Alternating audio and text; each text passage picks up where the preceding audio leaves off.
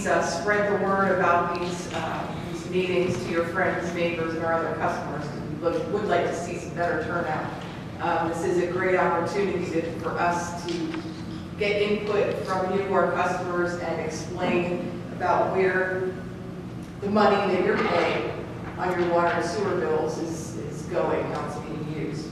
So again, I'm Shannon Williams, Chief Executive Officer of what's now known as Capital Region Water.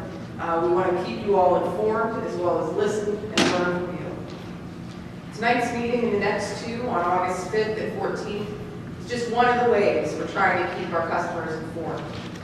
We have a survey that I think you've all gotten. Andrew and Louis put that together. We're also on Facebook and Twitter, and we'll be out and about at various community events near you. With this presentation, I hope to give you an overview of where your drinking water comes from, the systems we manage, and current initiatives that we have underway.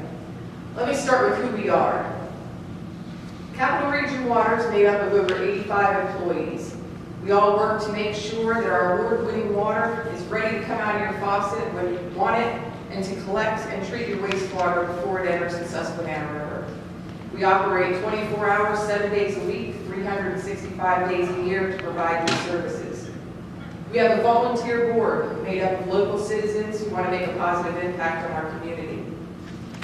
Capital Region Water is a public municipal authority governed by the Pennsylvania Municipal Authorities Act of 1945. This means that we take no profit from the water bills, and all of that profit goes directly into providing service, maintaining the system, and meeting regulatory requirements. We were created essentially as a product of the Harrisburg Strong Plan, which included the transfer of Harrisburg's water and sewer systems from the city to us, a separate authority. The new name was created to reflect this sole focus on water. We used to have solid waste, not anymore. We're all about clean water. Through this transitioning process, we met the board and the staff, and we outlined some core values. We are customer service driven. We want to be proactive and also responsive. We're open and transparent. We're community focused. We're fiscally responsible and sustainable. We're committed to the health and growth of this capital region. And we want to be an employer of choice. These core values are what we base our work on, and all the future decisions we make rely on these core values. Now I'm going to begin to talk about our system. I'll do that by going over the Raindrop to River poster, which is available if anybody wants to take that home. I just hung it on my daughter's wall over the weekend, so I'm just pretty excited about that.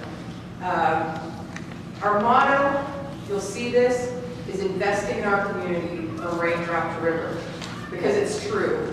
We operate a water system from raindrop to river, and every dollar and man-hour of work spent is for the community that we serve, this Capital Region community, the Harrisburg community. Our drinking water starts as rain.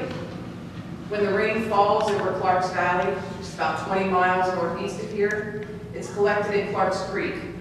This watershed is where our water comes from. We own almost 13 square miles of this watershed, so we can protect our drinking water supply. The rainwater collected in the watershed is impounded by the DeHart Dam. It creates a 5-mile-long reservoir, or lake. This DeHart Reservoir holds over 6 billion gallons of rainwater. It's enough to fill about 9,000 Olympic-sized swimming pools. The dam was built in 1940 through cooperation with the federal and state governments to provide Harrisburg with a clean, secure, and plentiful water source. It's served us well to this day. We're truly lucky to have this dam, reservoir, and protected land because it provides us with some of the best drinking water out there. Our major focus at the dam, the reservoir, and the watershed is to protect that quality.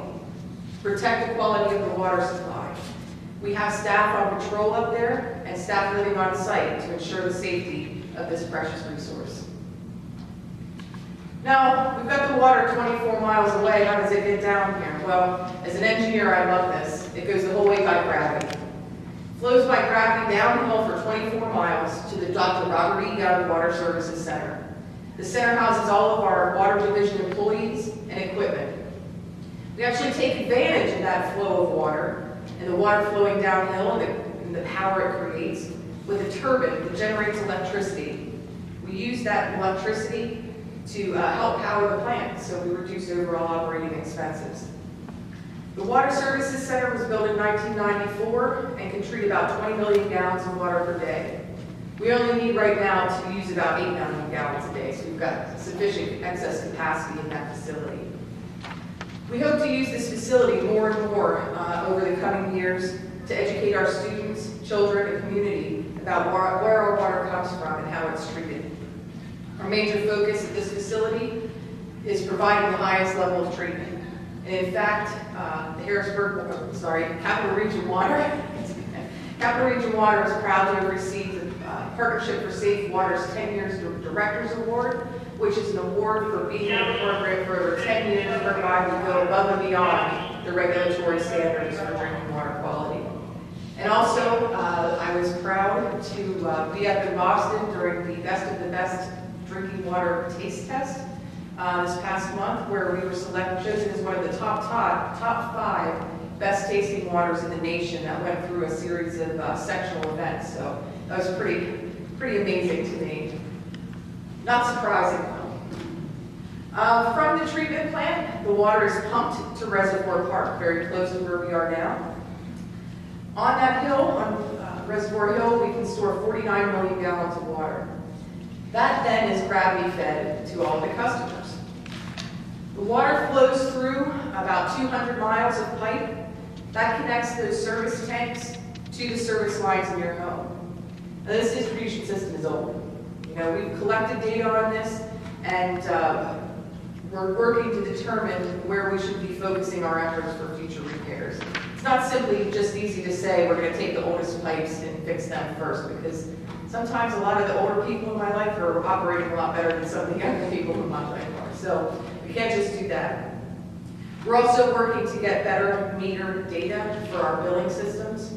When we took over the system in November, there were over 6,000 bills that went out that did not have an actual meter reading associated with it. Now we've reduced that number down to 1,000, and we're continuing to make progress on that. Now, shifting gears a little bit, we talked about rainfall, raindrop to river. One other aspect of Capital Region water systems is the stormwater system. Stormwater is the water that you see flowing on the street or parking lot when it's raining. Our major work with the stormwater system is cleaning inlets and rebuilding them. Last month, we cleaned 17 inlets. We went to clean 13 of them and they collapsed, so we had to rebuild those. We have about 4,000 inlets in the city. We estimate that about half of them are clogged to the point that they need to be cleaned and potentially rebuilt. This is a huge undertaking. So with stormwater in the city, there's kind of two kinds of systems. We have a separate storm system and a combined storm system. About 20% of the city is serviced by a separate storm sewer system. This is separate from the wastewater system, and the water that comes through this stormwater system flows directly to the Paxton Creek or to the Susquehanna River. The other 80% flows into what's called a combined sewer system. This combines both the stormwater and the wastewater that comes from our homes and businesses and communities. On a normal operation, all of this goes down to the wastewater treatment plant, but when there's too much rain, the pipes can't handle it all, and the water ends up flowing right into the river. And we end up having what's called combined sewer overflows, which impact the water quality along our shores in the Susquehanna River and Paxton Creek. We are working very hard to reduce these overflow events, and there will be much more to come over the coming years from Capital Region Water with that respect. Good evening, welcome. So I mentioned the other type of sewer is the wastewater sewer. This is what goes down the drain and from your house. We maintain about 134 miles of sewer pipe in Harrisburg. We're working on closed circuit televising of the largest pipes in the system, using some robots like this. They're going into the systems, into our largest pipes, to see what the structural integrity of them is. Once we know where our systems are, We want to know what the condition is. This is inside of, actually, very close to where our cookies are from tonight, on 3rd Street, near 3rd and between Safeford and Verbeck. And actually, you can look at it. It's a pretty old pipe. It's made of brick. And this section is actually in pretty good shape, but it's not uncommon to open up a manhole in the sewer system and see a whole lot of bricks that have been collapsing from the system, from the pipes and moving forward. So we're working to determine the condition of all the pipes so we can prioritize improvements.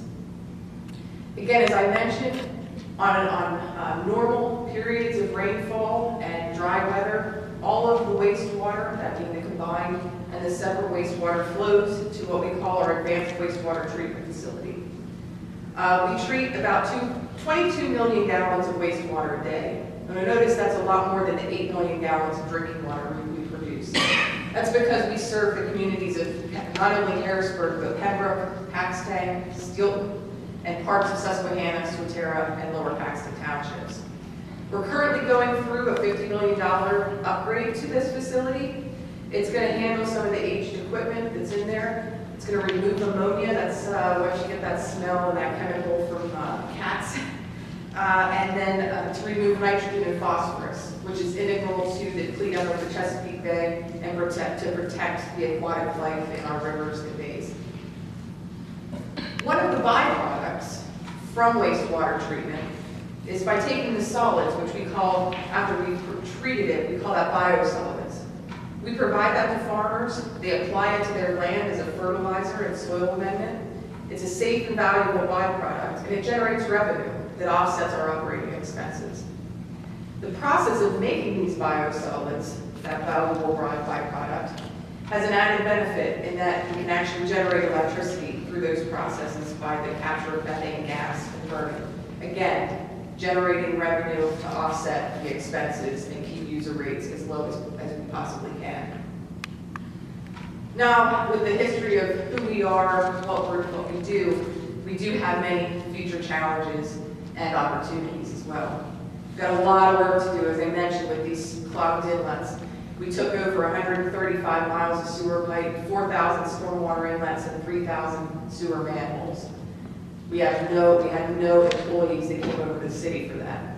We're growing. We've gone up to 2 employees, and we're looking to hire even more to take care of those 135 miles of pipe that are so critical to our day-to-day lives.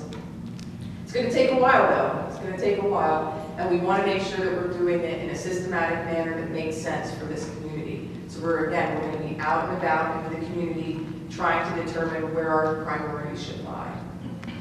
We've got regulatory requirements. As I mentioned, we have the wastewater treatment plant upgrade. We also have to reduce those combined sewer overflow events. So we have a lot of ideas on how to do this. This is one example on the photo up here. It's what's called green stormwater infrastructure. Remember I said we don't want too much rainwater going into those wastewater pipes. We can slow it down. We can prevent that rainwater from going in through infrastructure like this, where you take the rainwater gets captured by the plants and the trees, or it just gets slowed down so the sewer system has time to do its normal function and not get overwhelmed. There is an upside to all this investment because investment is vital to economic and community development. As we talked about earlier, there are a lot of job creation opportunities here for local work. There's a lot to be done. And there are several projects that we'll be working on that bring a lot of additional benefits to the community. Now, we do have a few challenges or few opportunities, depending on which way you look at it, that we're working on. We're making a lot of financial changes to make sure that we can access the financial markets and ensure that our money is going where it needs to go.